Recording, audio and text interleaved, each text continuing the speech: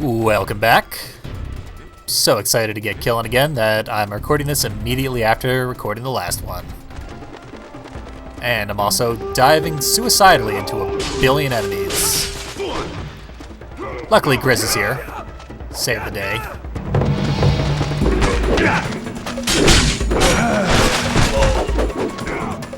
Trying to find enemies to block. Okay, that worked.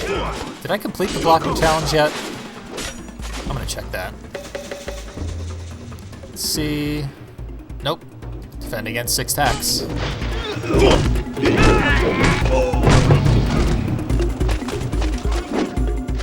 Come on. There we go. Now I can slaughter with abandon.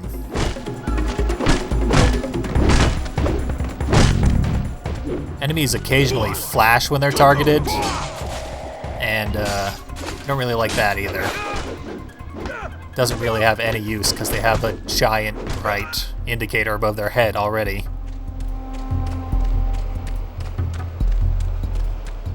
Oh, we got another maybe cutscene, sort of a mid-level transition thing. Let's see what it is.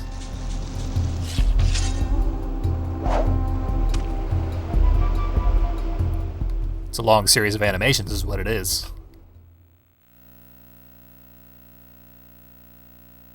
Maybe he was a Tapuroku who had been dabbling in forbidden Kasai lore. He had discovered the whereabouts of the Mark of Kree and was attempting to retrieve its parts before he was discovered and stripped of his rank. He had located all the marks except 2.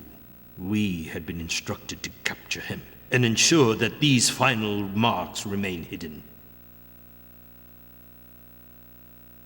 It seems strange to me now that nobody considered the Kasai a threat back then. They were all but wiped out, an old enemy long forgotten. But the Kasai had found one of the 2 remaining marks in Tapuroku, and now their attention shifted to the final mark.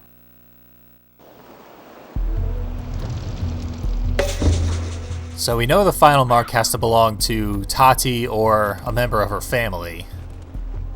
So this should be the point where Baomusu saves Tati and Rao from the cultists, which the cleric mentioned in the first game, very briefly in passing, as though it were a negligible detail. That's sort of what I hope for this game to expound upon. Those histories and many more that I hadn't considered yet. And clearly it intends to.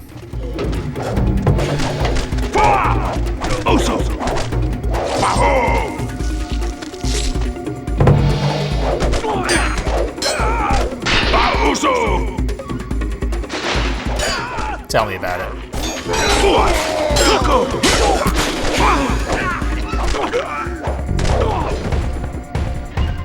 Hopefully that shows up better on the video. The gameplay is much darker on my screen than it always ends up in the video. So hopefully you saw how Grizz just killed that guy, because I didn't. Just keep hacking that corpse. Anyone left? No. Good work, team.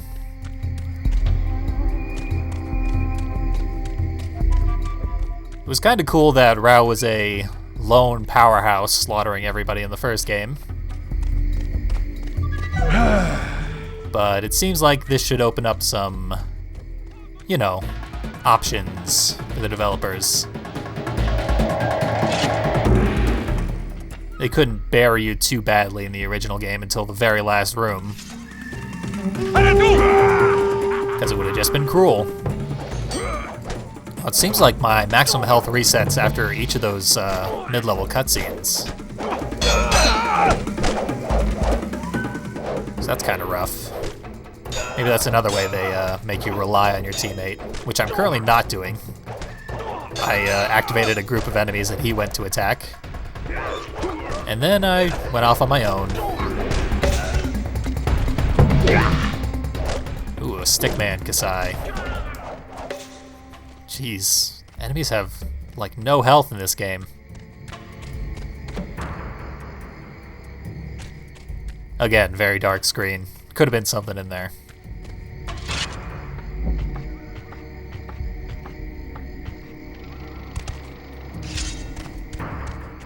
We get a nice viewpoint, if nothing else. Let's see. The one weapon I'm missing is my bow, or whatever equivalent Baumusu has, which I already know for a fact is not a bow. No two characters have the same weapons in this game, so we're going to be introduced to like 16 new weapons. I guess only 12, because rows are the same as they were in the first game. But for the most part, they're functionally identical.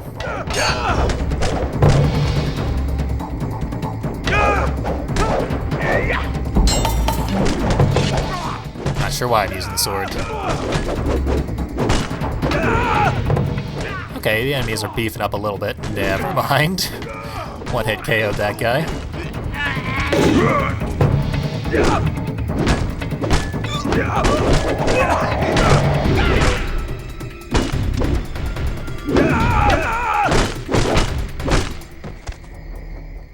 Definitely recognize that scream from the first game.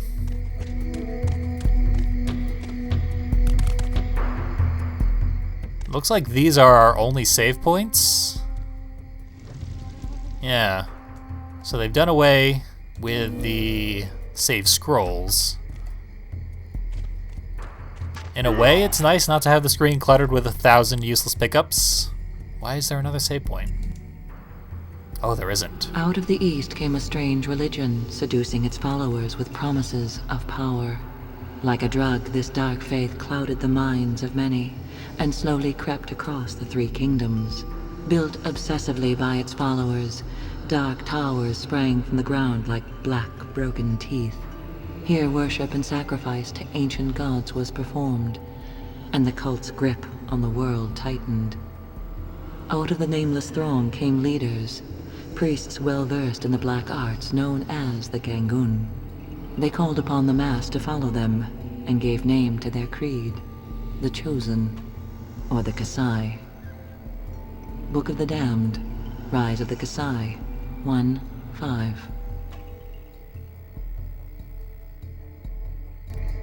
So it looks like we found the new equivalent of the golden perches. Oh, and a stealth opportunity.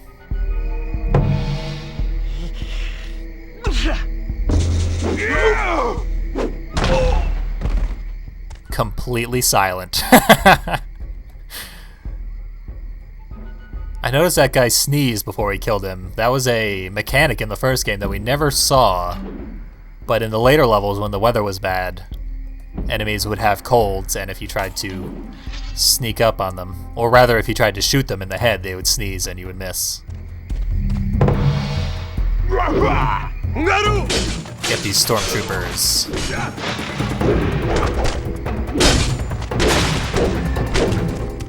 Man, such a limited color palette. I really hope this is not the whole game. Although it does look a little better in the sunlight. Sort of a dynamic color palette, maybe?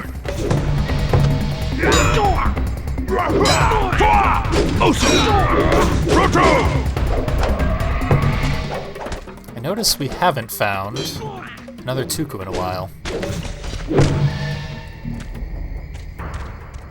If there's 4, either this level is huge or we've missed some.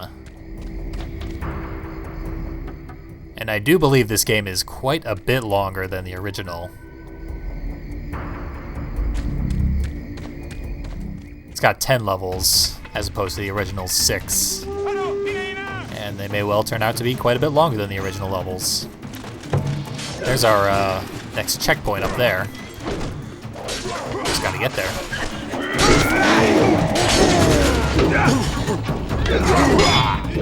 An annoying thing about the Tukus being part of the challenge is that if we miss anything, we miss everything.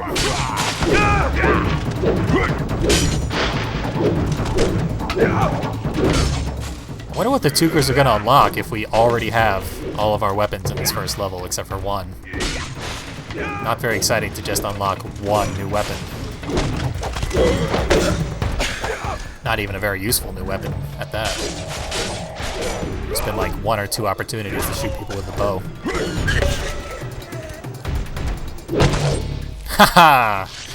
God damn, is that guy dead?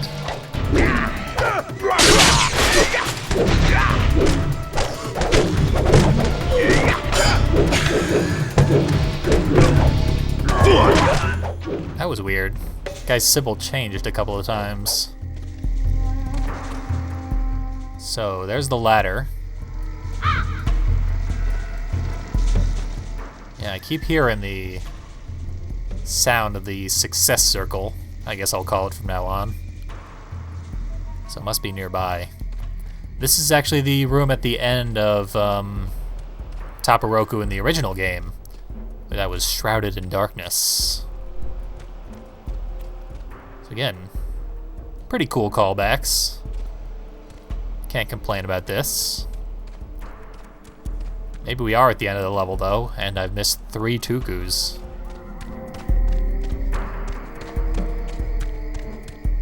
Yeah, I'm not finding anything.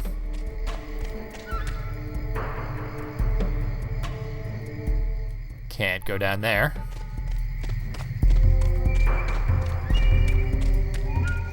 So let's just see if we can make some progress. I assume Grizz is just gonna teleport around this area.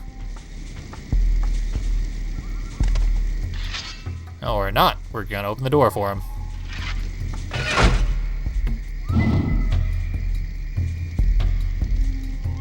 But it's gonna take a bit of a while. Just walking on air for a second there.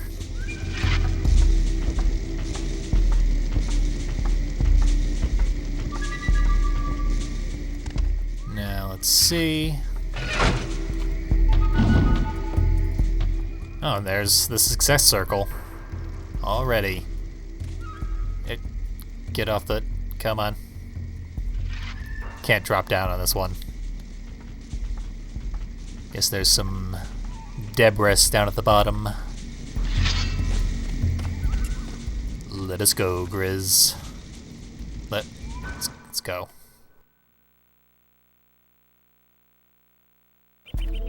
The great Baumusu and Grizz. An honor indeed. Be busy! Hand over the scroll or taste my steel! Or taste my steel? I don't think so, barbarian. Your steel is no longer a match for my skills. This is the 5th part, Rakus. Now I only need the child to complete the spell. We will die before we let that happen, traitor! You cannot stop me, Rakus. I already know her location. It's too late. No one can protect her. Kasai, I can smell their taint on you from here. Fool, Rakus! Kneel before me, who bear witness to my power! Grizz, defend yourself! Dark magic is afoot!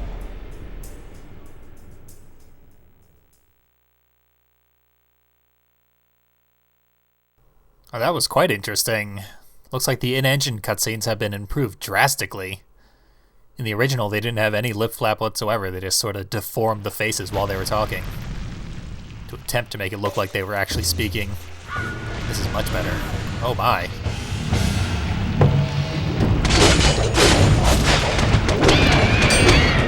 This is new.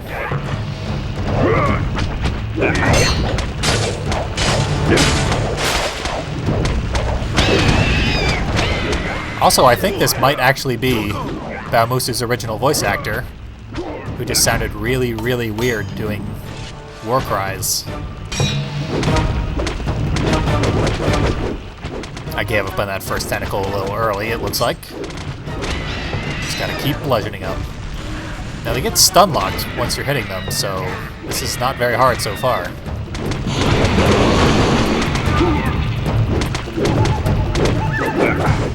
It's actually decent design on these tentacles, and they're nice and colorful. A bit generic for a video game. I definitely like that the original game didn't have very many monsters at all. And I'm being killed. Oh, okay.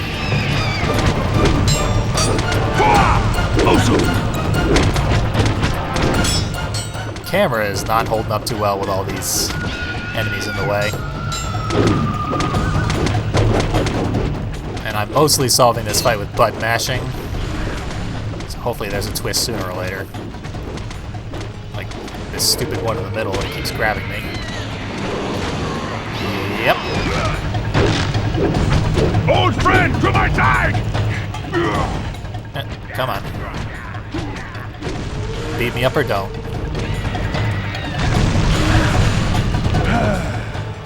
Okay. Can I just run away from this fight? There's a blue success circle up there. Maybe that means the end of the level. But clearly we can't just leave the world full of tentacles. We happen to know that a cleric is going to take up residence here in a couple of decades. This tentacle's not dying.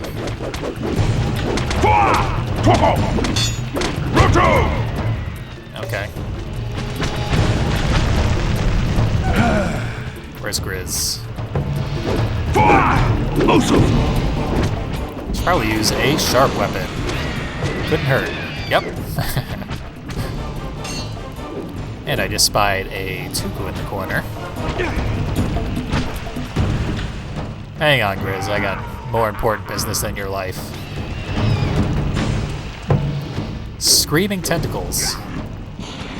That or there's a squid underground controlling them.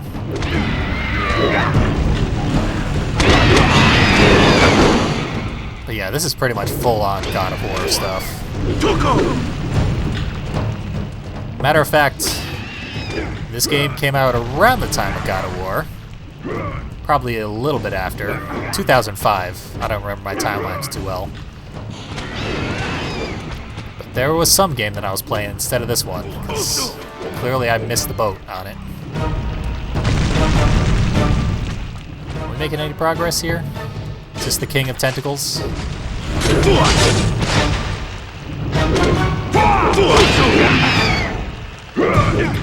Quit defending yourself. Yeah, they're actually invincible while they wrapped around themselves like... In fact, they're invincible right now. What is going on? Quit it. Yeah, there it goes. For a second, every swing was bouncing off of it. Gotta save Grizz.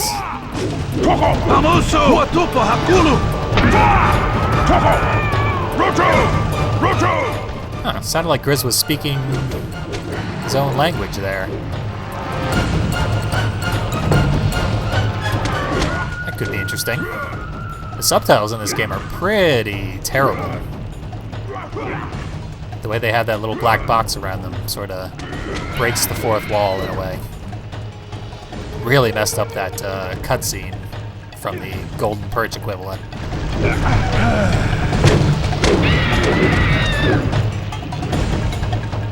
Okay, all your frienticles are dead.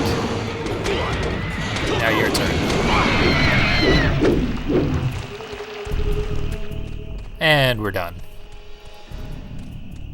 And the success circle turned red, so I guess that means now we can move on.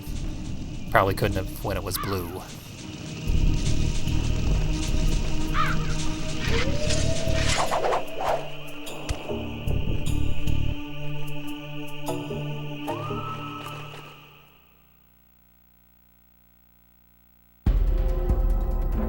I remember that the Kasai were not what they are now.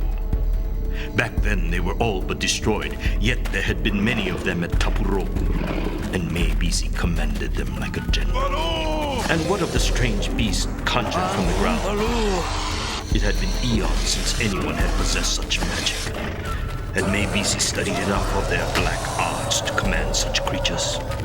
Now Meibisi had all of the parts to the mark of Kree save one. A mark that was on the back of a defenseless infant. We had many questions that needed to be answered. Aw, baby Tati.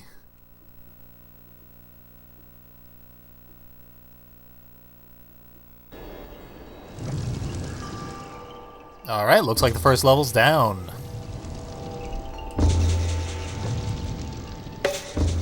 And a bit of lore about why a billion tentacles came and attacked me. So that forgives it somewhat. It was a decent level. And next time we're going to a new area, it looks like. See you then.